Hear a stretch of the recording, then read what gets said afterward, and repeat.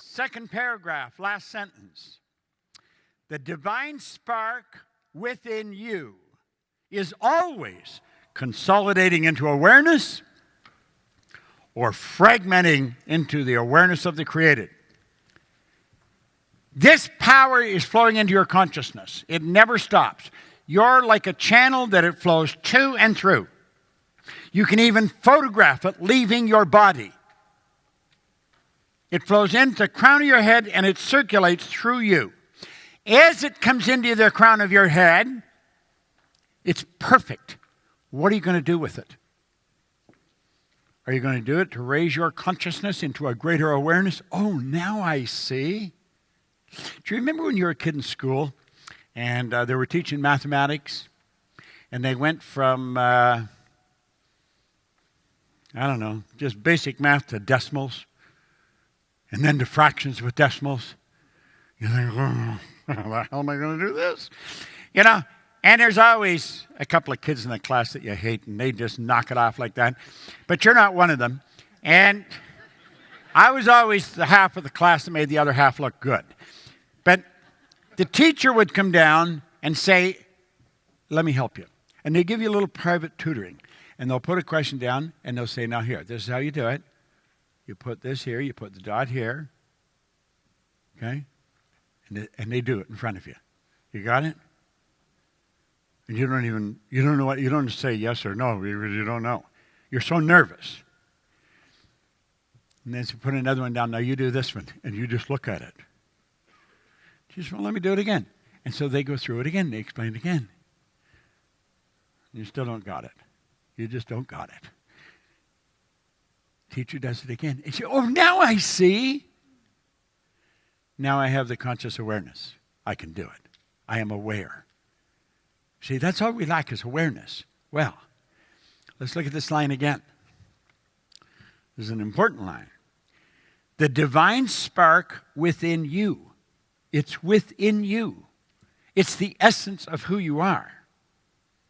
Is always consolidating into awareness, greater awareness, or that power is just fragmenting into the awareness of the created. You're just looking at present results, same results over and over and over again. That's where it goes. Just takes your consciousness to what you've always been doing. That's why people get the same results. It's all fragmented. It's not growing. It's not creative. It's not used as a creative tool. You see, when it comes into our consciousness, Andrew Carnegie put it so well when he was talking to Napoleon Hill. He said, any idea, doesn't matter what it is, any idea that's held in the mind, that's emphasized, that you're focusing on, that's either feared or revered. So you can go to the negative or the positive. It's either feared or revered. Will begin at once to clothe itself in the most convenient and appropriate form available. So if you're afraid something's going to happen, it's feared. That's where the great sufferer Job in the Bible says, lo, the thing I fear has come to visit upon me. Well, I guess so. You've ordered it. You're getting it delivered right on schedule. That's the way it works. If that's the vibration you're in, if that's what the thought, if that's the frequency you're on, that's the only thing you can attract. Feared or revered. Now, you may not know how it happened, but you love it. You just revere it. You just love it. What is love? When two people are in love, their consciousness has a rapport. Consciousness is where we deal with ideas. Okay? Their consciousness, they enjoy talking about the same ideas. Emotionally, they're in sync. They don't even have to speak. There's a vibration between them. And of course, their sex life is incredible because that's the expression of the unity that's upstairs. So it's the expression of, and that's what makes it great. Now, you don't have to be in love to have sex. You could have sports sex, you could have fun sex. Lots of people have sex that aren't in love. But sex with love, that is the real deal. That's because the consciousness, the subconscious, and it's all in sync. The whole thing is in sync. Now, you can fall in sync. You can fall in love with an idea. That's where you get intellectually, emotionally, and physically involved in an idea. And it's the most phenomenal feeling. Love, there's nothing like love. Paul said it's the greatest thing, and he was right. Now, I'm not the greatest student, but, his name was Saul. He was orangutan, and he got straightened out. He got it all straight. And he says the greatest. It says the greatest. Well, it is. What could be greater than in total sync with something very creative and very positive? Well, that's what we're saying here. The divine spark within you. It's always moving. It never stops flowing. It doesn't take a break. There's no holiday. The divine spark within you is always consolidating into greater awareness. We could have put greater in there. Might have helped. Or it's fragmenting into the awareness of the created. We just become aware of the results we're getting. And so we keep getting the same damn results. See, that's where the outside's controlling the inside. You're going to get the inside to control the outside. If you're letting your bank account dictate what you think you can do, or you're letting your past performance dictate what you think you can do, well, your paradigm's got you stuck that you're never going to do greater than you're doing. You got to go inside. You got to go past what you've done. You've got to daydream. You've got to fantasize. You've got to get your mind going off in a wonderful new direction. You've got to really start living. Who asked me that question? Somebody here asked me that. Who is it? Where? Does that help you? Good. Okay. Now, that particular lesson, it comes out in all kinds of places as we go through here. And you'll recognize that. Okay? So, let's, where the hell did I put it? Here it is. Let's take a look here. Your spiritual DNA is perfect. Now, we're over on, where are we? You might want to take notes on this. You're on page 13 or 14, either one. 13 and 14, they're both at the top is the same. Okay? So, here we're going to touch into one of the most powerful lessons that you'll ever hear anywhere.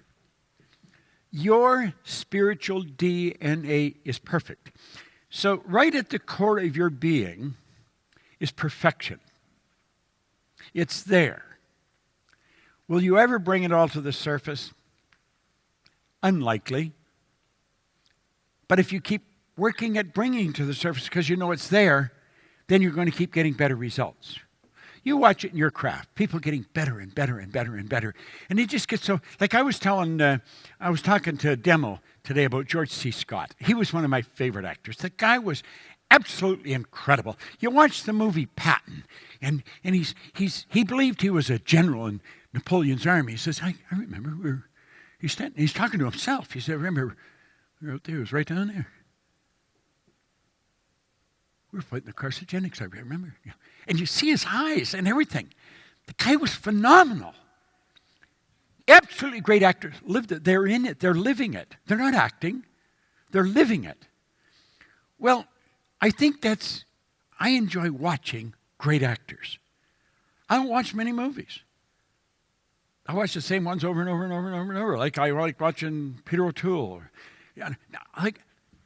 They're so phenomenal. Because they live it. And that's what we got to do. You got to live the part.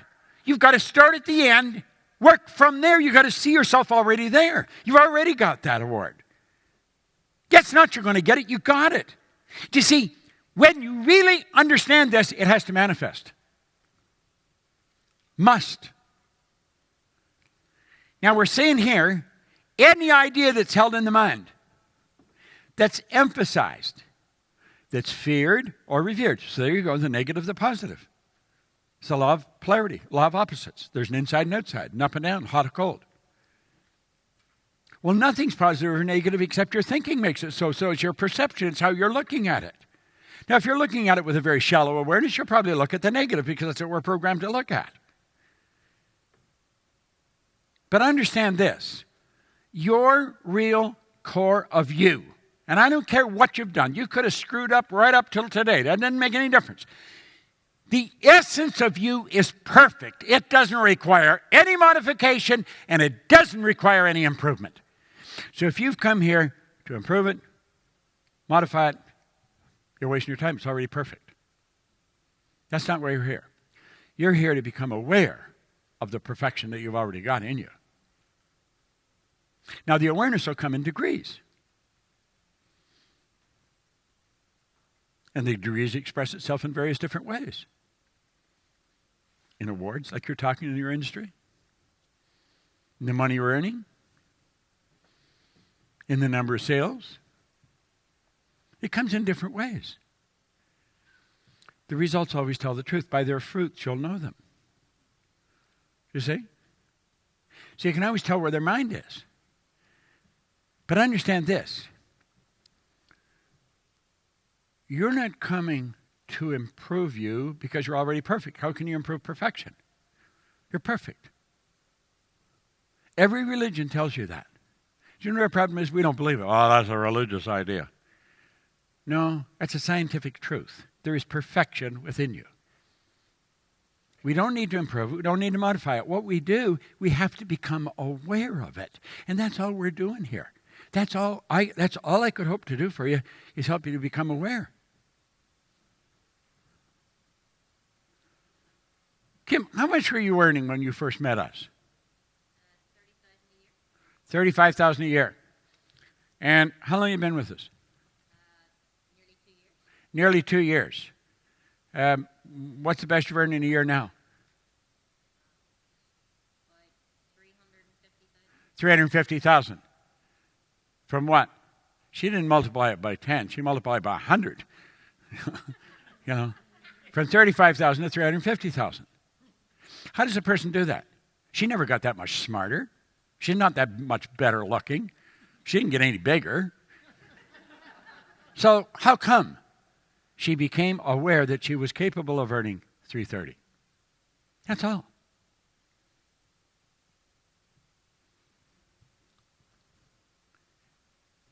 Here's your spiritual DNA is all-knowing. Do you know what that means? That all the knowledge there ever was or ever will be, you've already got. Now that's a big idea. Every question, the answer's here. All the knowledge there ever was or ever will be is 100% evenly present in all places at the same time.